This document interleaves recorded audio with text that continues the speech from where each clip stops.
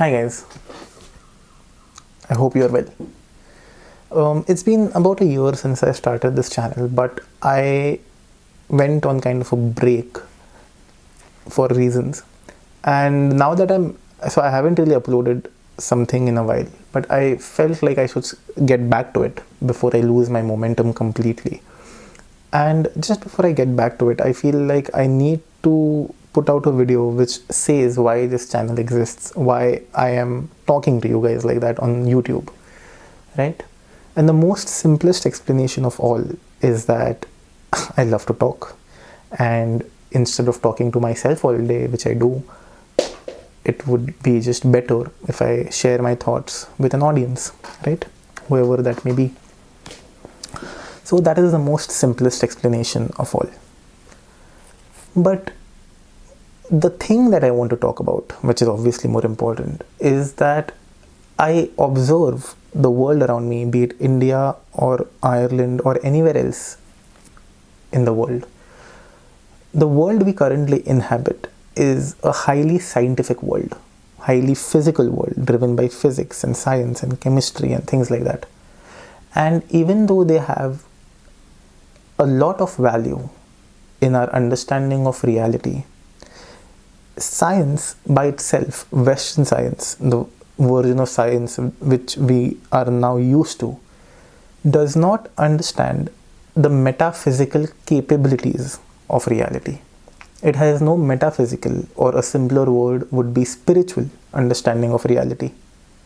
And I think it is very important that we understand our reality holistically, in a sense of physics and metaphysics, in a sense of Shiv and Shakti.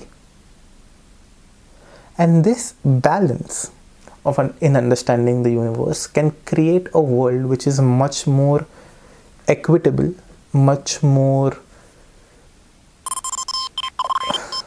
it's grander, it's more beautiful, it's more inclusive, it's more encompassing than the current world we inhabit.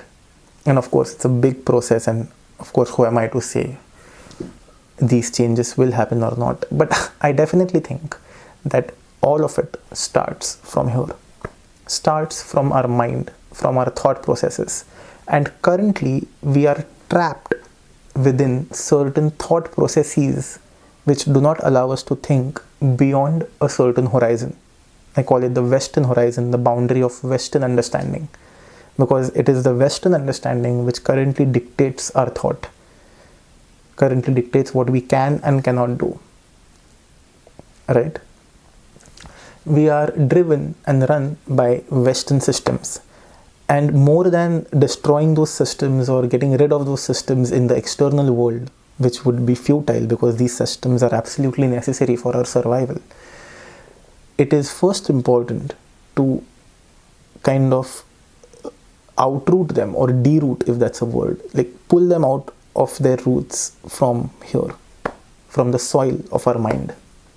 And it is only then can we understand the reality holistically. Because you see, we are being taught and we have been told that our ancestors, the human ancestors, were superstitious people. The indigenous people of places were superstitious, savages, pagans is a word we hear a lot. And that is just simply false. Because if you look at human history, if you look at the pyramids, that's not an achievement which is possible by superstitious people, right?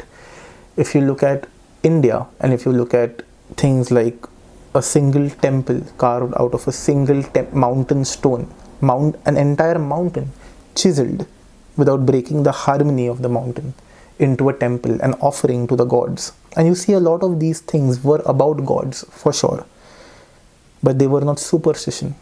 They were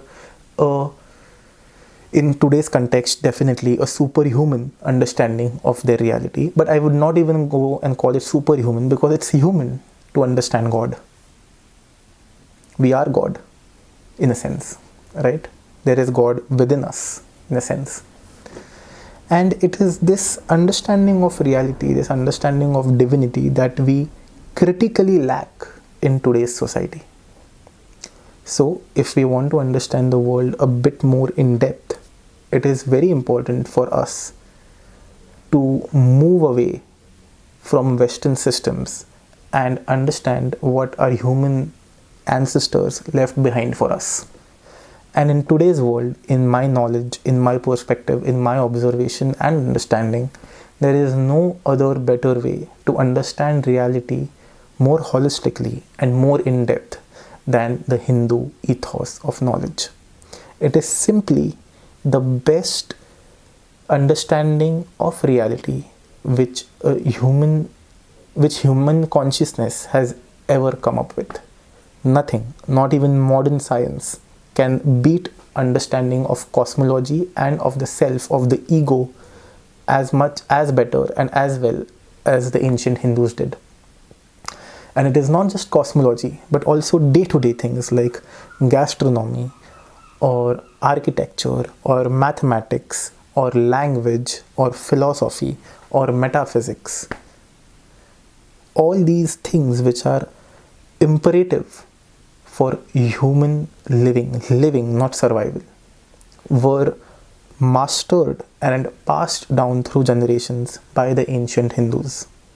And it is for that reason that I believe that the ancient Hindu understanding of the world is a great guiding light for our future.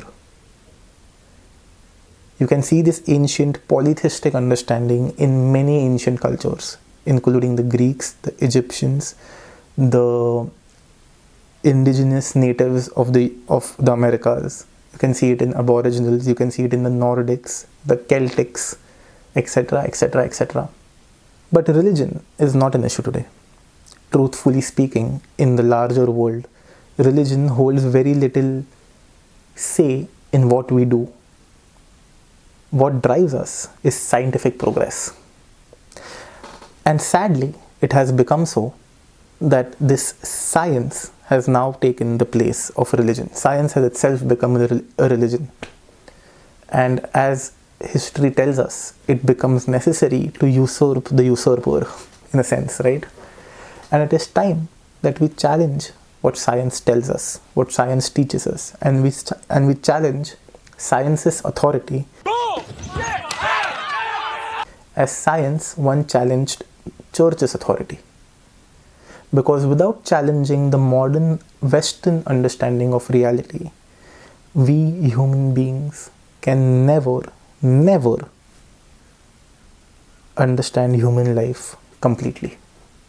And it is with that in mind that I have started this channel, where we will talk about philosophy, metaphysics, sports, art, music, films, etc., etc., etc. All with a different angle, all with a different lens. The Sanskrit lens, the metaphysical lens, whatever you want to call it. So, with that in mind, welcome to Adi and Shiva, who is outside right now in the hall because it's cold and he can take it, I can't. So I'm just here with my creature comforts. Anyway, welcome to Adi and Shiva, where we will look at the world a bit differently and put on a different lens to understand how deep our reality really is and how deep we are in that reality. Thank you.